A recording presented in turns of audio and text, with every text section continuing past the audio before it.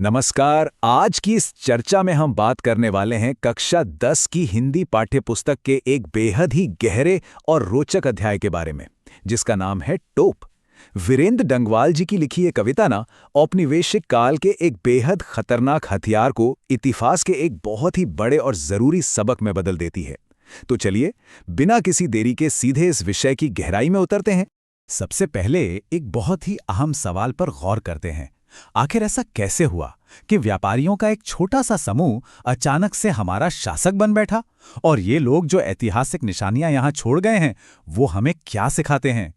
पाठ की शुरुआत में ही हमें बताया गया है कि ईस्ट इंडिया कंपनी भारत में सिर्फ और सिर्फ व्यापार करने के इरादे से आई थी। हमने उनका खुले दिल से स्वागत किया, लेकिन देखते ही देखते वो हमारे मालिक बन बैठे। उनकी छोड़ दी गई धरोहरें आज भी हमें उस पुराने धोखे और उन अंधेरे दिनों की बेहद खतरनाक चेतावनियां देती हैं।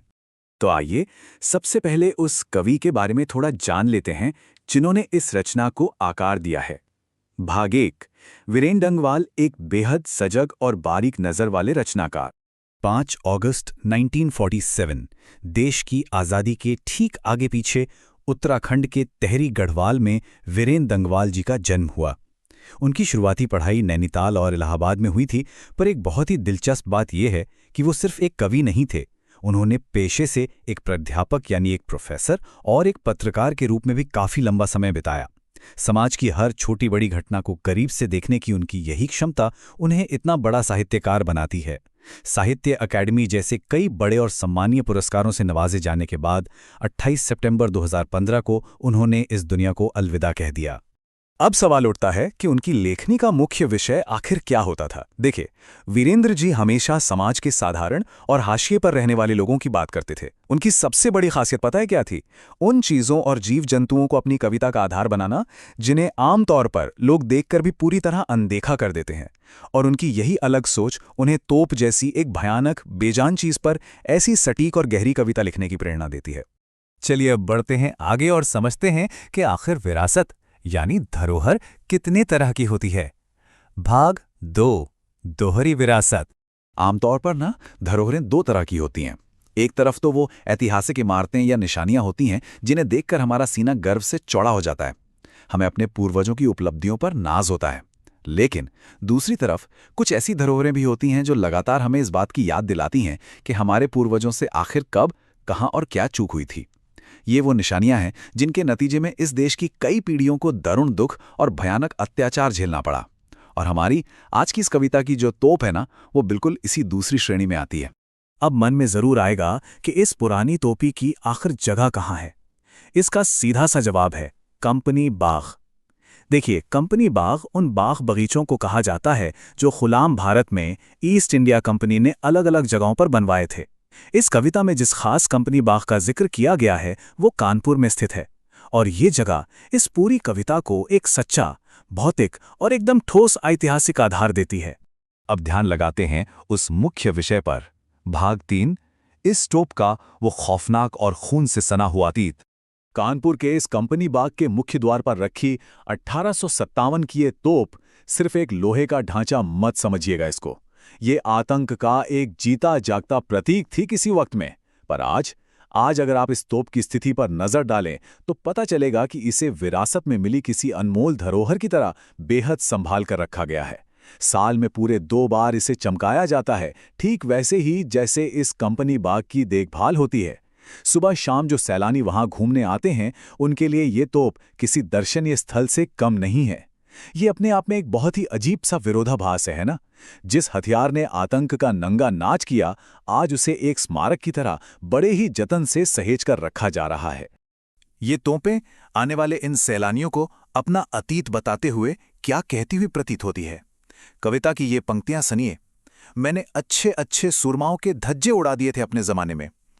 इन शब्दों में ध्यान दीजिएगा, एक अजीब सा घमंड छिपा है और उस वक्त का एक बहुत ही भारी खौफ। 1857 के उस पहले स्वतंत्रता संग्राम में इस तोप ने वाकई कई बहादुर योद्धाओं को छिछड़ों में बदल दिया था। उस दौर में इसका आतंक सच में बहुत बहुत विशाल था। पर जैसा कि कहते हैं ना, हर घमंड का सर कभी न कभी नीचा होता है। भाग 4। वर्तमान स्थिति और अहंकार का अंत। फूलों के पास एक नन्ही सी चिड़िया का खुशी से उड़ना किसी भी बड़े भाषण से कहीं ज्यादा शक्तिशाली नजारा होता है। जो तोपे कभी आग और मौत उगलती थी, आज उसके इर्द गिर्द एकदम बेफिक्र जिंदगी उड़ान भर रही है। ये नज़ारा सीधे तौर पर उस तोप के अहंकार और हिंसा को मानो छिढ़ा रहा हो, उसको ठेंगा दिखा रहा हो। आज इस तोप का हाल बिल्कुल ही बदल चुका है। अब ये कोई मौत की मशीन नहीं रह गई है, बल्कि सिर्फ एक खिलौना बन गई है। छोटे छोटे लड़के उस पे बैठकर घुड़सवारी का खेल खेलते हैं, और जब लड़के वहां नहीं होते, तब चिड़िया, खास करके गौरैया, इसके ऊपर बैठकर आपस में बातें आते हैं, गुपशुप करती हैं। हद तो तब हो जाती है जब कभी कभी पक्षी शैतानी में उसके मुहाने यानी बैरल के एकदम अंदर तक घुस जाते हैं, वही जगह जहां से कभी मौत के गोले निकला करते थे। ये खिलते हुए फूल इस कविता के सबसे सुंदर प्रतीकों में से हैं। बच्चों का उस तोप पर खेलना और चिड़ियों का उस पर बैठकर आपस में चहचहाना, ये आशा और निरंतर आगे बढ़ते जीवन का प्रतीक है।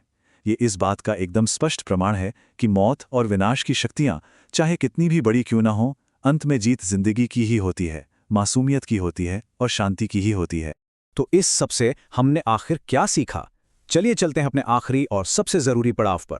भाग 5, तोप की ऐतिहासिक सीख। पाठ्यपुस्तक के अभ्यासखंड में एक बहुत ही महत्वपूर्ण सवाल उठाया गया है। कंपनी बाग में रखी तोपें क्या सीख देती हैं? जवाब की ओर बढ़ने से पहले थोड़ा ठहर कर इस सवाल पर खुद गहन विचार कीजिए, क्योंकि सच कहूं तो यही इस पूरी चर्चा की मूल आत्मा है। इसका सबसे सीधा पर सबसे गहरा जवाब कविता की उन आखिरी बेहद शक्तिशाली पंक्तियों में मिलता है। वो बताती हैं कि दरअसल कितनी भी बड़ी हो तोप, एक दिन तो होना ही है उसका मुंह बंद। ये पंक्तियां बहुत ही शानदार तरीके से बताती हैं कि अत्याचार और तानाशाही चाहे आज कितनी भी ताकतवर या भयानक क्यों ना लग रही हो, समय के आगे और मानवता की दृढ़ शक्ति के आगे आखिरकार उस अहंकार का अंत होना तय है। उस तोप का मुंह हमेशा के लिए बंद हो जाना इस बात का अटल प्रमाण है कि हिंसा का साम्राज्य कभी भी स्थायी नहीं हो सकता।